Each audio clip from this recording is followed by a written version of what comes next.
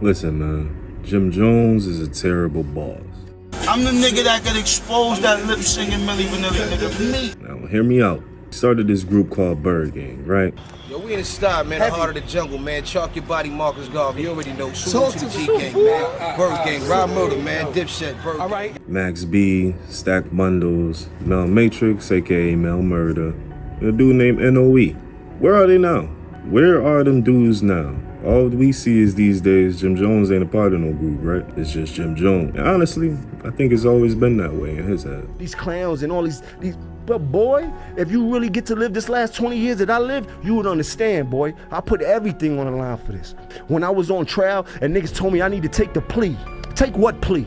We don't take pleas, nigga. Shit like that. Every time you see me in the news, it was over diplomats.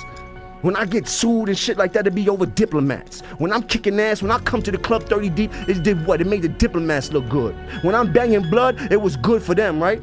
It was good when it was good for them, you heard? When it wasn't good for them, oh, nobody wanted to be a part of the Bloods. But when the Bloods became popping and it became the notoriety of the Blood started becoming, oh, everybody wanted to turn blood.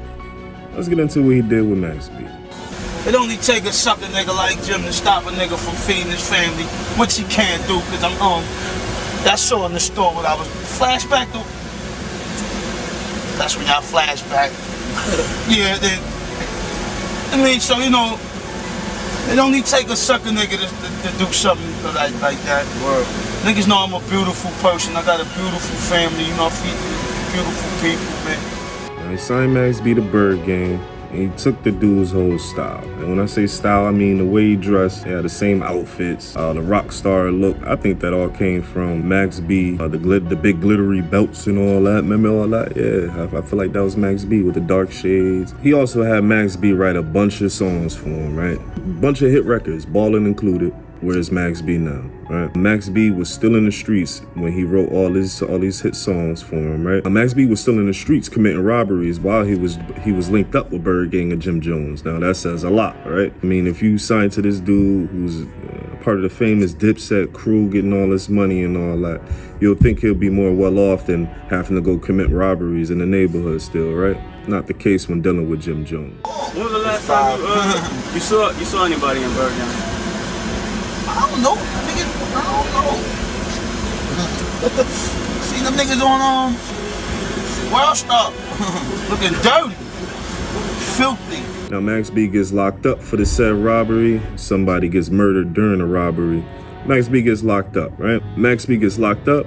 Jim Jones start blowing up with the songs that Max B wrote. Now the song I'm specifically talking about is Ballin'. Y'all remember Ballin'? Yeah, that one. So Max B, he's in the jail cell, you know what I mean, sitting for robberies he had to commit to try to put money in his pocket, whatever the reason is. Jim Jones is out on the road. Now he's out here making money off the shit that Max B helped him make. And he didn't even give him rightful credit for Ballin' or any other hits that he had wrote for him. But he's making all this money. He doesn't even bail Max B out of jail. He lets him sit. He lets him rock. So Max B, you know what I mean, finds his own way, gets his own bail money up. I heard it was a little over $1 million or something like that. And he wants out of Byrd Gang, respectfully. He wants nothing to do with Jim Jones or Byrd Gang. He wanted to do his own thing. Jim be having all them niggas that he think nice and make songs in the computer and pile them all up and whatever he want to use, that's how he do it. He'll take it. The whole beef with Jim Jones and Max B started because Jim Jones doesn't want to let Max B off his contract. Max B wants nothing to do with you. I mean, you heard the Touch It in Miami. It's super disrespectful, holding him back from feeding his people. And you know his music is hot. He was writing it for you. You know what I'm saying? I mean, till this day, Max B he's locked up for the same robbery. Till this day, Jim Jones still hasn't let him off his contract. From the interviews for Max B seems like he's in a good place and he's not really worried about it, but you know how people are behind bars. It's a different story when they come home. Now another artist that was under Jim Jones, the Byrd Gang, was Stack Bundles. Rest in peace. And how did you meet Jim? I mean, I was running around. We kept meeting each other in clubs. I was doing what I'm doing, he doing what he doing and shit. So then when he got a situation, when he got an opportunity at Asylum with the Byrd Gang deal or whatever, he reached out. The rest is history. Like, we just been putting it down from there. You like working with him? Definitely. Now, what's your work ethic like? Oh, God, I'm a monster. Everybody knows. A monster? Stack Bundles put a lot of work with that pen for Jim Jones. Stack Bundles, I believe, wrote a lot of songs, a lot of verses alongside Max B for Jim Jones.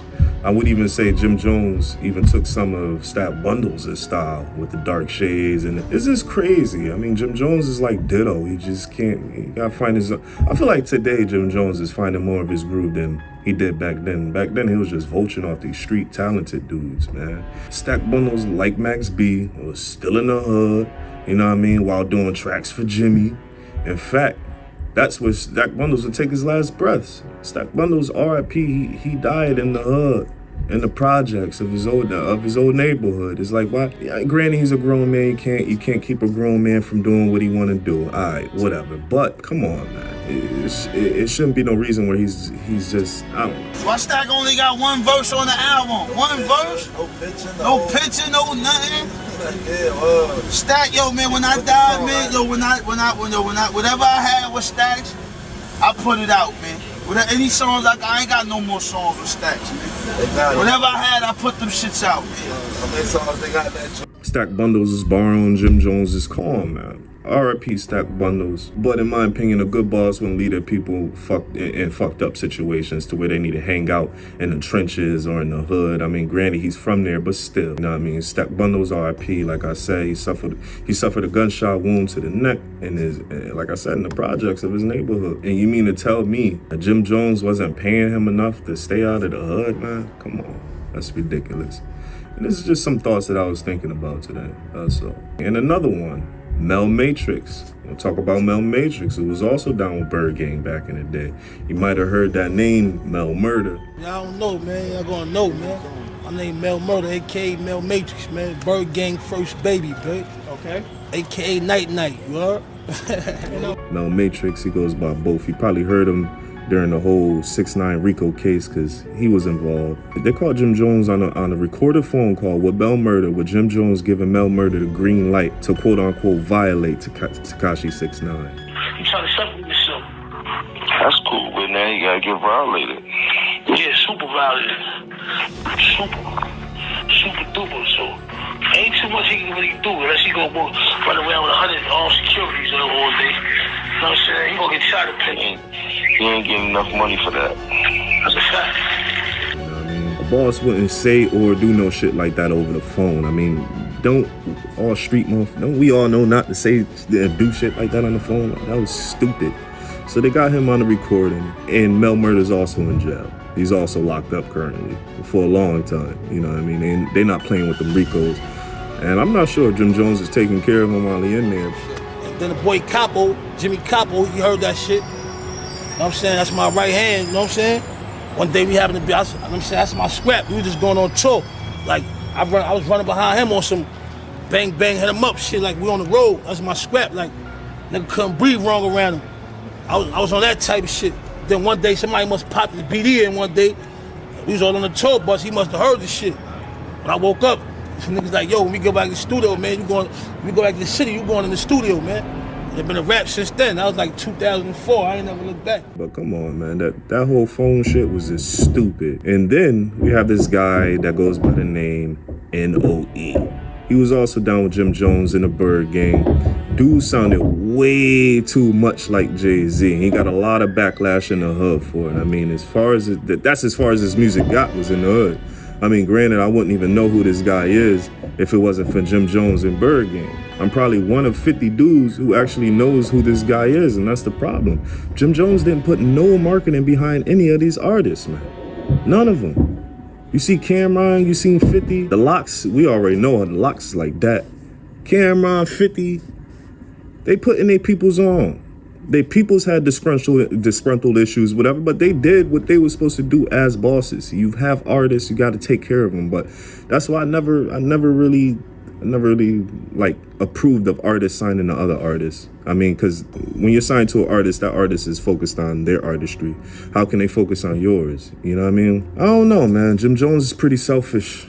He's pretty selfish. He had all these dudes he had these dudes write the rhymes for him, use them for his own personal gain. Now, granted, it is business. Business is business. But why these people didn't benefit off of doing business with you, Jimmy? Like, what the none of them benefited off of doing business with Jim Jones, man. Jim Jones is not a good boss. He's a terrible boss. He tried to be like Cameron. He tried to be like Killer Cam with the Dipset, but You're not Cam, man. You're not 50. You're not. You're just not. You're just not a boss, man. I'm sorry, and I'm a big fan. I'm a fan of Jim Jones. I am. I'm a fan of the whole dipset. I was a fan of Byrd Gang when it was out. But we're here to talk about Jim Jones as a boss, and it's just non-existent. He's not a good boss. Even when he tries to play boss, man, I think he just likes the title, but he doesn't actually like to do the hard work. I don't know, man. It's your boy Z6 Stylish, Black Rose TV. Y'all let me know in the comments how y'all feel about Jim Jones as a boss, man. Me, obviously, I don't approve. We out.